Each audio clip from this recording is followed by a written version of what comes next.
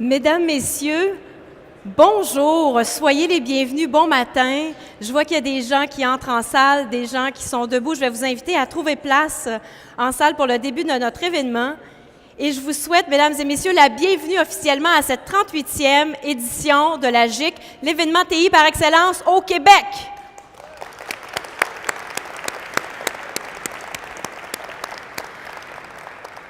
Je me présente, je suis avec vous comme maître de cérémonie pour la journée. Mon nom est Karina Lehoux. C'est réellement une fierté d'être avec vous, c'est extrêmement impressionnant. D'abord par la qualité, l'envergure des présentations que vous offrez à la GIC, par la qualité des présentateurs, les conférenciers qui sont réunis le temps d'une journée, et en même temps par l'envergure du parterre. Là, vous êtes nombreux à être arrivés ce matin. Il y a des gens qui vont nous joindre en cours de route. Mais savez-vous, on est à guichet fermé depuis hier et vous êtes plus de 1500 personnes à cette 38e GIC. Alors, merci d'être là. On est extrêmement fiers et là, je parle au nom de tous les gens du comité organisateur pour ce message. Et d'ailleurs, moi, j'ai le goût de vous connaître très rapidement et brièvement. Puis la meilleure façon, c'est de vous demander par applaudissement, est-ce qu'il y a des gens parmi vous qui, sur les 38 éditions, en sont à leur 20e ou plus à la GIC? Des grands habitués, là. Par applaudissement. Est-ce qu'il y a des gens? Génial, merci. Vous l'avez vu évoluer, la GIC. Vous avez vu évoluer l'industrie. Est-ce qu'il y a des gens qui sont là par applaudissement pour leur 2e, 3e, 5e, 10e, 15e, jusqu'à 19e édition?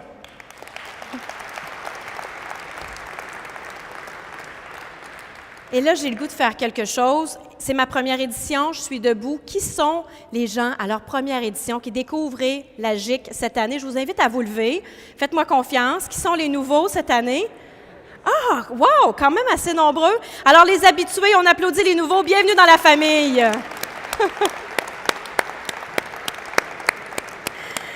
Bienvenue. Plusieurs. On est contents, ça se renouvelle.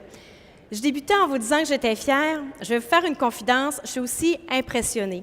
Je ne travaille pas dans le domaine des TI. Je suis dans l'univers des communications depuis un peu plus de 15 ans.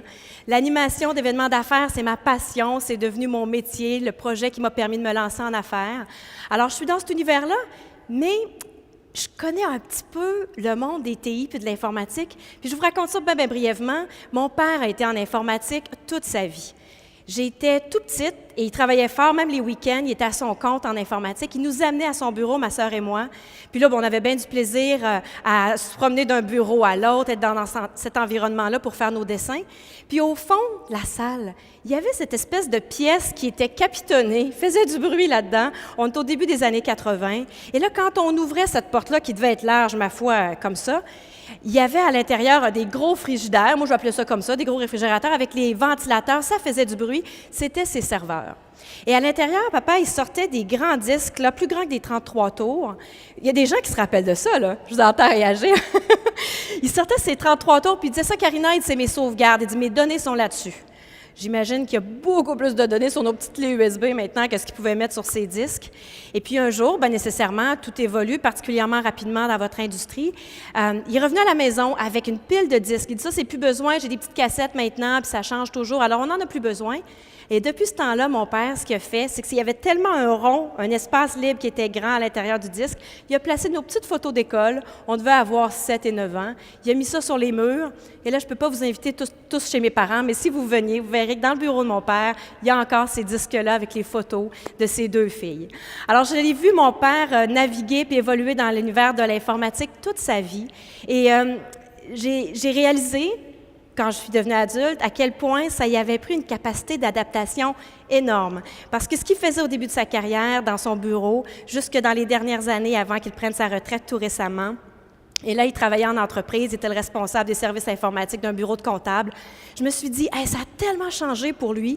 Je le voyais aller faire des formations, lire des livres, être toujours en train de s'adapter. Alors, par extension, moi, vous avez vraiment toute mon admiration pour votre capacité à accueillir les nouvelles techniques, les nouvelles technologies, à rebondir là-dessus, les intégrer. Puis pour les gens parmi vous qui travaillent dans les organisations puis qui avaient les technologies au service de la croissance de vos entreprises, ça veut aussi dire de connecter les gens de toute l'organisation à vos changements.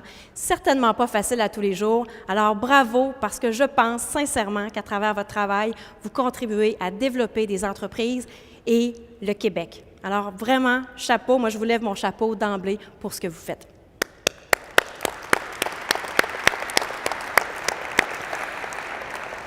Et à ce point-ci, je vais vous présenter...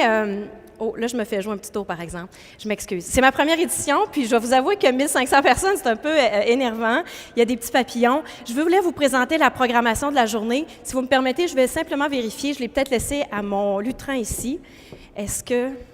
Non, j'ai ma tablette, mais pas le programme. Est-ce qu'il y a quelqu'un de l'équipe technique qui accepterait de venir me prêter un programme? J'ai mis des petites notes à l'intérieur. Ça va nous aider. Je vais peut-être vérifier. Il y a peut-être quelqu'un de l'équipe. Moi, c'est une version avec mes notes dedans. Est-ce qu'il y a quelqu'un de l'équipe technique? J'arrive. Il n'y a pas le feu. C'est quoi ça?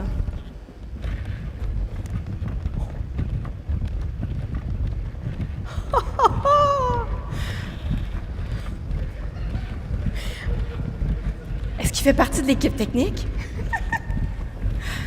Hey! Mais c'est quoi ça? Eh bien, c'est un robot. Eh bien, mais là, vous en avez mis du temps, monsieur le robot, à m'apporter votre programme? Désolée, j'ai juste de petites pattes. Évidemment, je vois. Bien, je m'excuse, monsieur le robot. Mais là, je vois que vous l'avez dans votre main, le programme. Est-ce que je peux vous l'emprunter? Oui, certainement, madame. Ah, ça, c'est gentil.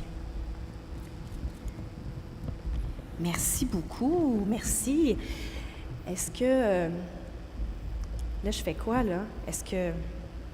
Ben, au revoir, monsieur le robot. Merci. Pardon, mais pourrais-je me présenter? À vous présenter. Ah oui, c'est une belle surprise. Hein? Est-ce qu'on le laisse se présenter? Oui? OK. Alors, allez-y, mais faites ça rapidement parce qu'en fait, il y a 1500 personnes qui ont hâte de débuter la journée. Alors, on vous écoute.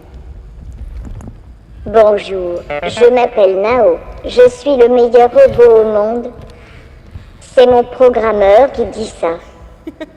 Le meilleur robot au monde, c'est mon programmeur qui dit ça, ouais. Alors, meilleur robot au monde, ça sait faire quoi, ça? Je peux m'asseoir. OK.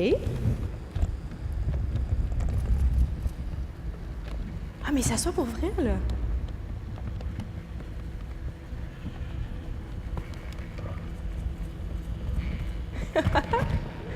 Hey!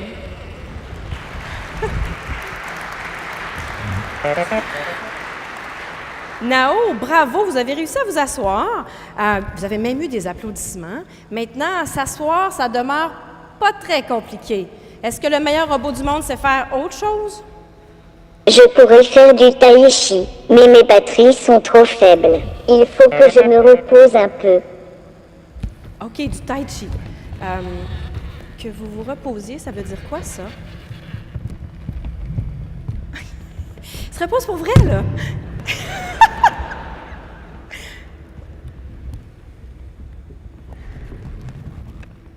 Fermez les lumières, je veux dormir. Alors, si Monsieur Nao le demande, fermons les lumières, s'il vous plaît.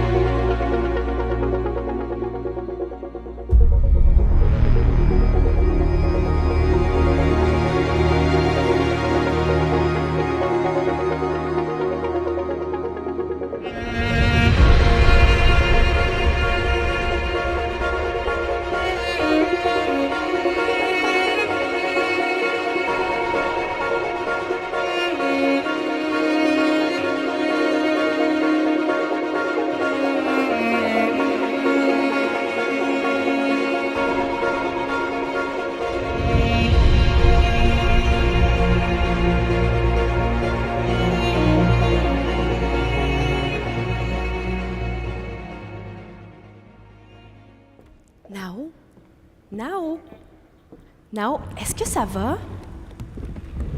Nao? Attends, je vous aide.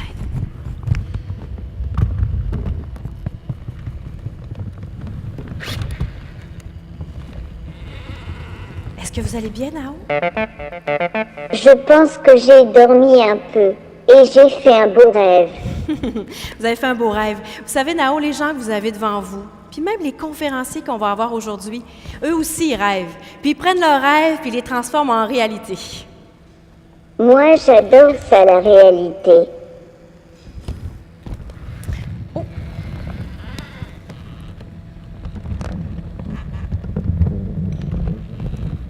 Ça lui a donné des forces de se reposer.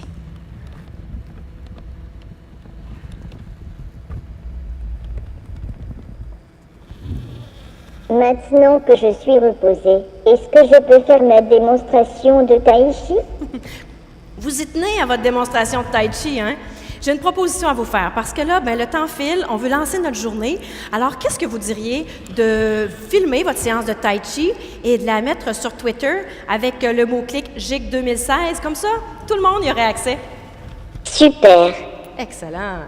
Bien, merci beaucoup, M. Nao, d'avoir été là. Merci de m'avoir apporté le programme aussi. C'est super gentil. Des gens généreux comme vous, on en a besoin. Au revoir. C'est un beau compliment. Merci.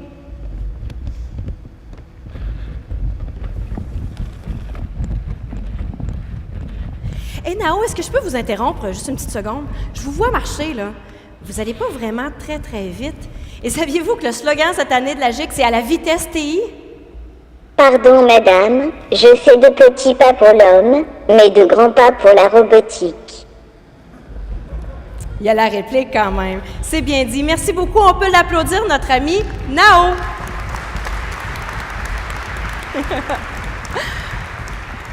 Et j'aimerais également remercier des gens qui sont dans l'ombre et qui sont nos complices pour cette collaboration avec Nao. Monsieur Clément Gosselin, il est le directeur du département de robotique de l'Université Laval, et Monsieur Gabriel Boucher, étudiant à la maîtrise. Ils sont dans l'ombre, nos grands complices. Merci, messieurs, pour la participation de Nao.